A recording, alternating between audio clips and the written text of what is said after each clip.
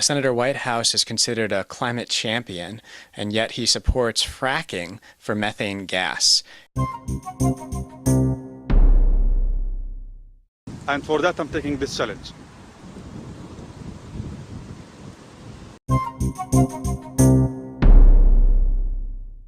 Hello, my name is Stanley Heller. Welcome to The Struggle. The Struggle is shown on 25 cable stations from Vermont to New York City, on the internet at thestruggle.org, our YouTube channel, Struggle Video Media. On the show today, notice about the huge climate rally coming up in New York on September 21st, a warm-up event in Bridgeport, Connecticut, a week before on September 13th. It will talk about twin dangers, the coal burning plant in Bridgeport, and the effects of the Pentagon. Also, the killing of Michael Brown in Ferguson, and Palestinians who can't accept the ALS Water Bucket Challenge. It's coming. A huge rally in New York City on Sunday, September 21st, to demand drastic action on climate. We can't completely stop the change to a warmer, more dangerous climate, but we can keep it within bounds if we stop using fossil fuel and change to all renewable energy. If not, we're talking about the deaths of hundreds of millions. The stakes are really that high. New York, September 21st. Be there. Bridgeport, Connecticut houses the biggest greenhouse gas producer in the state. Its coal to electricity power plant. The facility has long been a danger to the community with its coal wastes and airborne chemicals. It's located, surprise, surprise, in the low-income area of Bridgeport.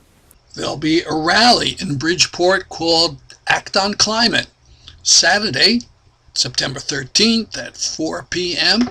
with food and entertainment. So come on down. I'm going to be speaking with Dan Fisher from Capitalism versus the Climate, and we're going to talk about some news concerning some events concerning extreme extraction. Good evening. Good evening, Stan. So first, let's talk about Rhode Island and what happened up there. A couple of days ago in Providence, Rhode Island, a group of 6 people occupied for 2 hours the office of Senator Sheldon Whitehouse. Senator Whitehouse is considered a climate champion, and yet he supports fracking for methane gas. And specifically, he supports Spectre Energy's Algonquin pipeline expansion, including the expansion of a compressor station in Burrillville, Rhode Island, linked with headaches, dizziness, and in the long term, very serious kidney and lung problems. So the 6 of us occupied White House's office, including 3 residents of Burrillville themselves. Burrillville, Rhode Island? Yep. These residents are already complaining about the noise levels and air pollution from the compressor station there, and now Spectra Energy wants to expand this compressor station. But they say this is natural gas, clean burning. That's what they say, but in reality it's a very extreme form of getting the gas. Very bad for the climate and bad for people all along the fracking life cycle, from the extraction to the burning to the pipelines transporting the gas. Yeah, and you use that word fracking for those who are not sure. What's that mean? That refers to a process of getting the gas. A drill goes under the ground, deep underground, turns horizontally. Toxic chemicals are injected underground in order to fracture or break open the shale rock containing methane gas.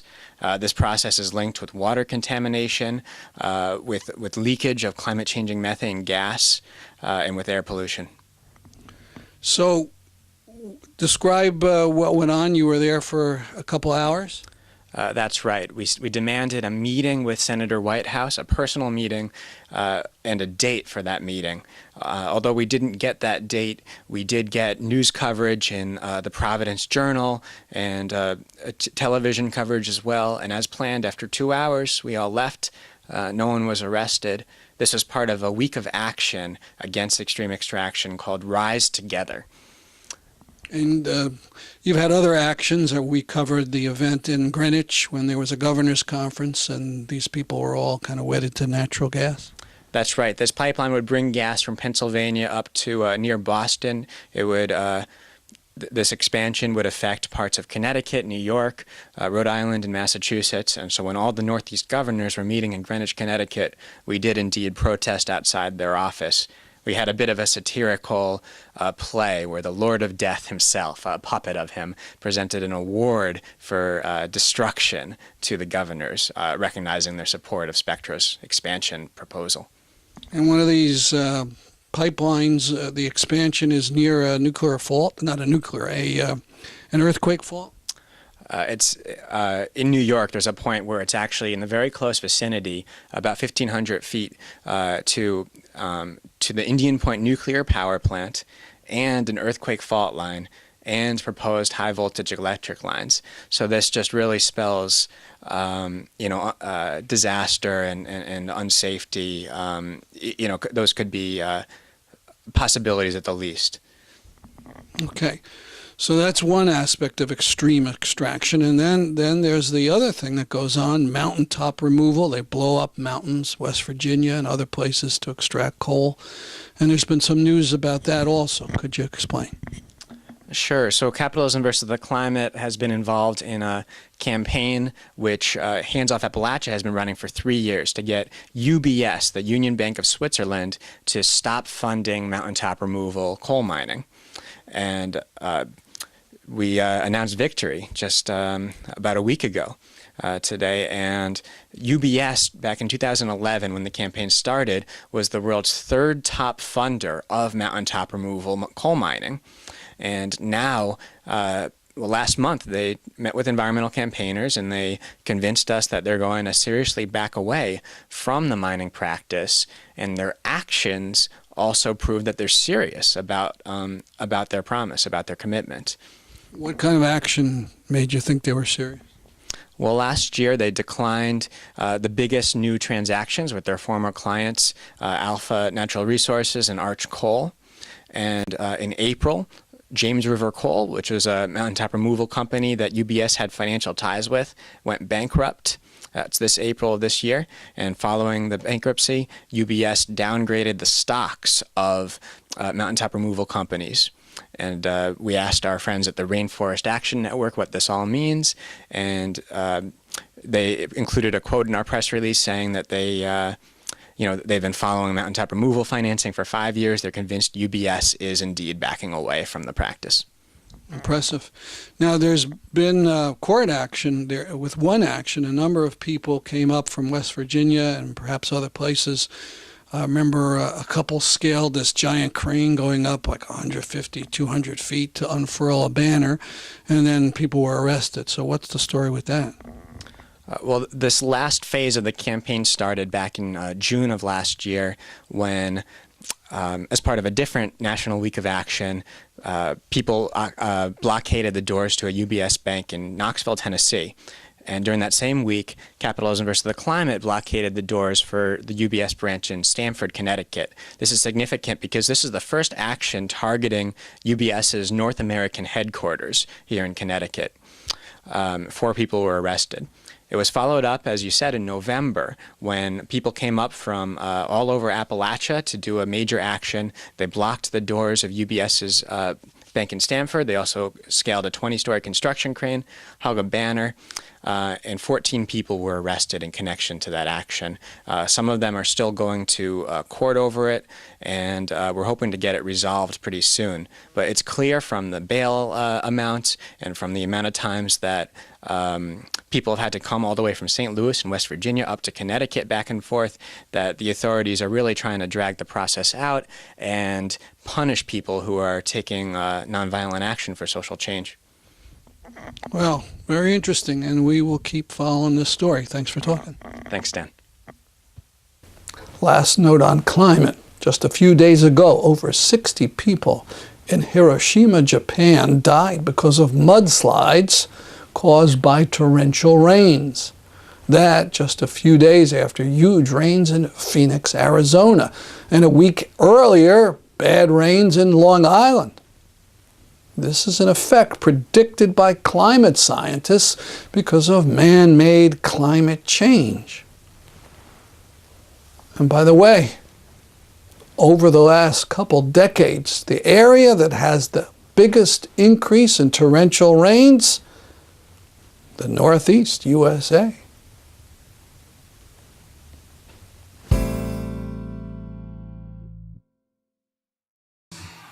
What I want y'all to remember is that Michael Brown was not just some young black boy. He was a human being. He was a younger cousin. He was a son. He was an uncle, a nephew. He was not a suspect. He was not an object. He was not an animal. But that's how he was killed. This was the last actions that our family member made before he went to rest. This will be stuck in my family's memories for the rest of our lives. So when you protest,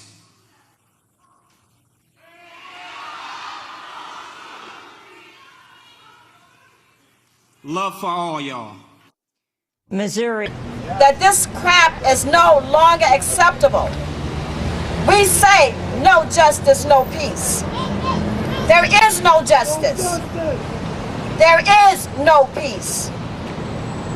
I have said, I'm tired of the lies. I'm tired of us believing that the United States is for the people. We need to look and see it is not for the people. It is to keep those in power in power. It is to keep the corporations that pay their salaries in power. We, the people, must start doing something about this foolishness. It's been amazing to watch what's been happening in Ferguson, not just to watch in horror, but in amazement too. Because it's different. We've seen this thing happen again and again and again, but this time people, they poured out into the streets and within minutes of it happening in Ferguson. Because it happened right there in the neighborhood, it happened in broad daylight, and it happened with impunity. They shot that brother down in the street, and they left him there. And the people knew that that was a step too far, and they weren't just gonna let the powers that be handle it and make it and brush it under the rug and hopefully sanitize it and maybe get some modicum of justice. People knew what it was right off the bat, and they poured into the streets. They didn't wait for somebody else to make it better. My name's Jazriel. Everyone just calls me Jazz. I got a couple of things to say now that the teacher got me up here. All right. I live in New London, and I get tired of walking down the streets and having a cop car roll by looking at me like I'm doing something wrong just because my skin isn't white. I'm tired of having the police look at me and my friend, and the chances of me getting in trouble is a lot more than the chances of her getting in trouble because she's white. I'm tired of them thinking that everybody that's color skin is either a drug dealer or a gangbanger, because it's not true. We're living proof that not all people are bad. It's not just because we're dark. White people can be bad too. White people can get arrested, but they don't let people see that because they're white. The people in power are white, so they want to oppress everybody else. And I'm not going to stand for that. No.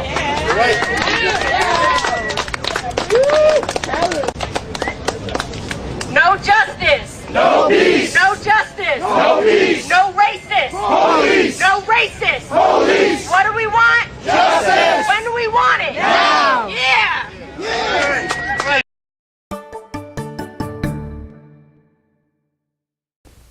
The viral video fundraising gimmick, a bucket of ice water over one's head to raise money for ALS research, has happily raised millions. However, Palestinians created this video as their answer to the challenge.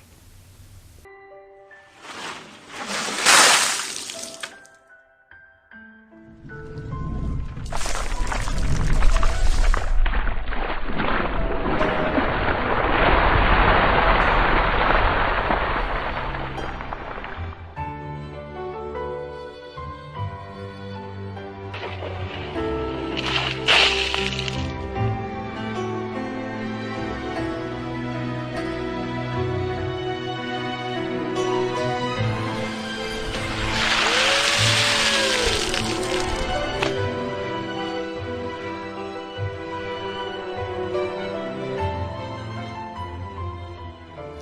I'm Fadi from Palestine.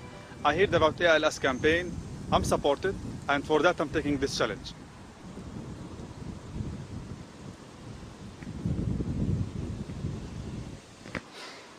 Oops. In Palestine, we live under occupation. Israeli occupation are using all Palestinian water resources. Israeli settlers are using 7 times more than Palestinians per day. In the last month, hundreds of thousands of Palestinians are living and still in water crisis. Israel targets most of the water resources and lines in Gaza. For that, we are sorry, we can't go for this challenge.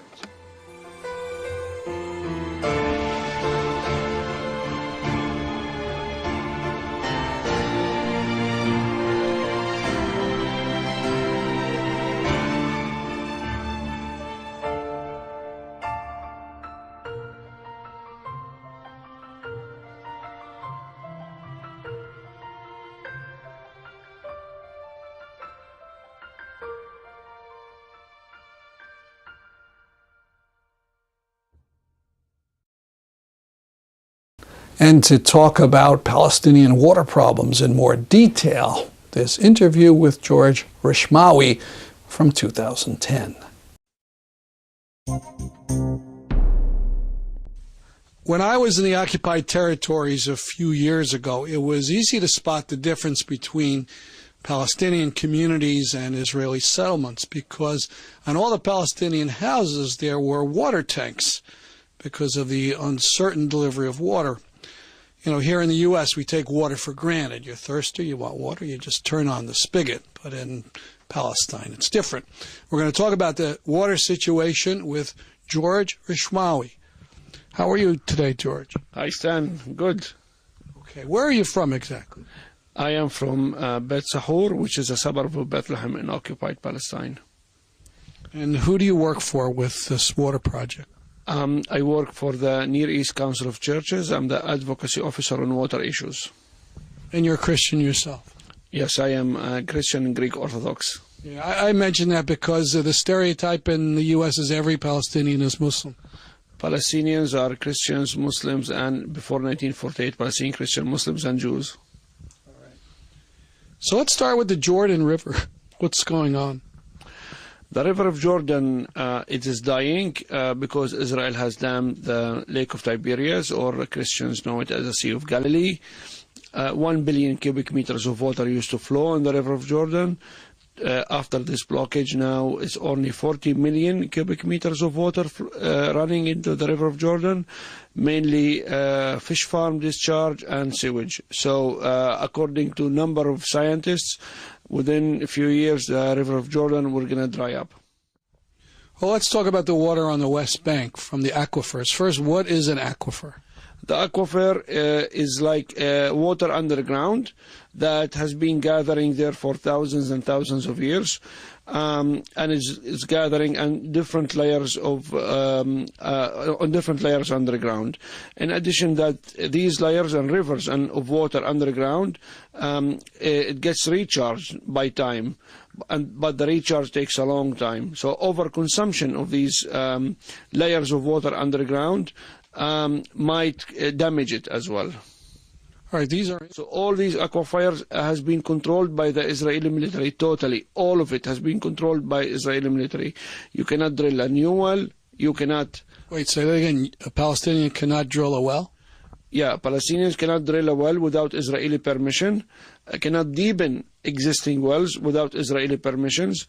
In many areas, cannot build even a water system without Israeli permission to harvest rainwater.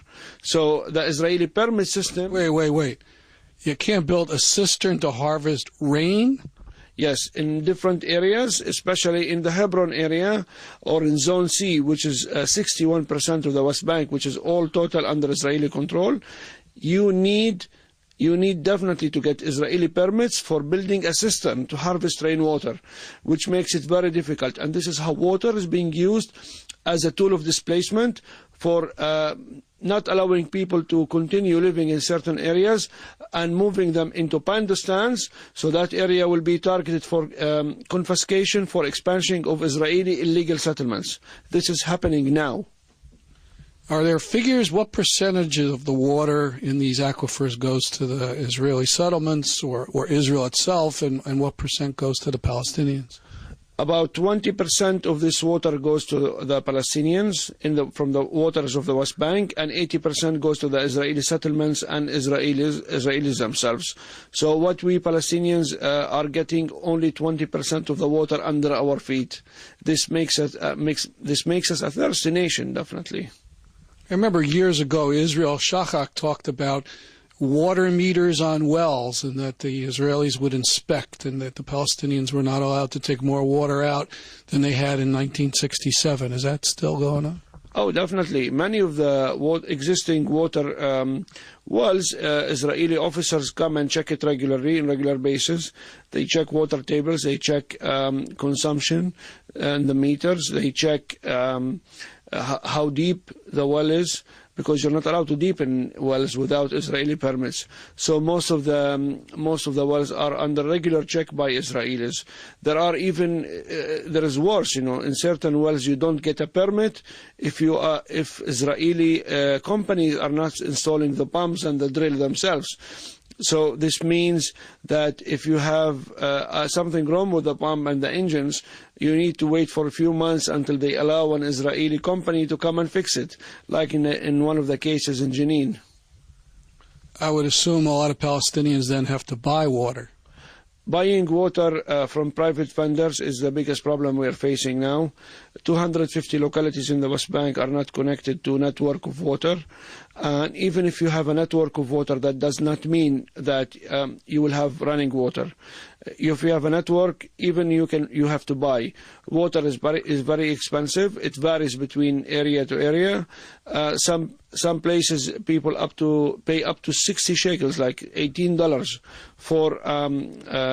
for 10 cubic meters. This makes it very like $18. Sorry, for 1 cubic meter, about 600 shekels for 10 cubic meter. This makes it very expensive if you compare it to the rest of the world. Well, how much of a financial burden is this to a family? I remember reading somewhere that it's a big percent of their income, the amount of money they're spending on water. Many families spend up to 40% of their income on water, and 40%, almost half their income on water. Yes, half of their income goes on water, because we are not allowed to install networks, sanitation networks, and to have larger amount of quantities of water that is available for Palestinians to drink. This is why this shortage of water, man-made drought, is causing Palestinians to pay 40% of their income on tankered water, and this tankered water is actually hard to control the quality of water that's running into the tanks.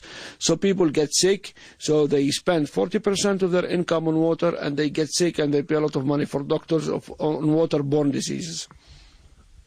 Now, there's international standards about water. I think the World Health Organization says an average family needs a certain amount a day. How are Palestinians in that kind of standard?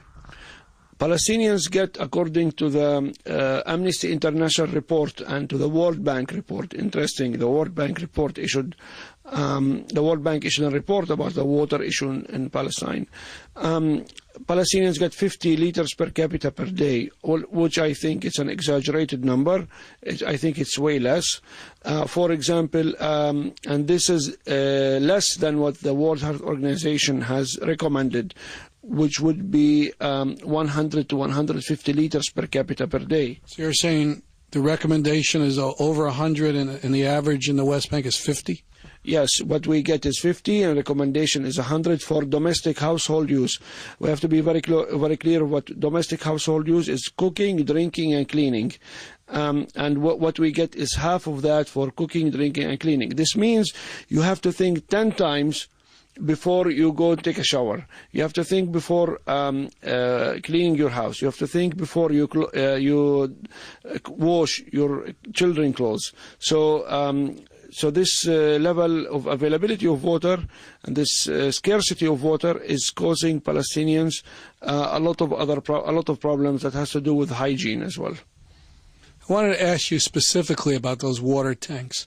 So I was in the Bethlehem area, and I was told that the water tanks were there because you didn't know when you were going to get water through the pipes, that it could be shut off for 2 or 3 days or more.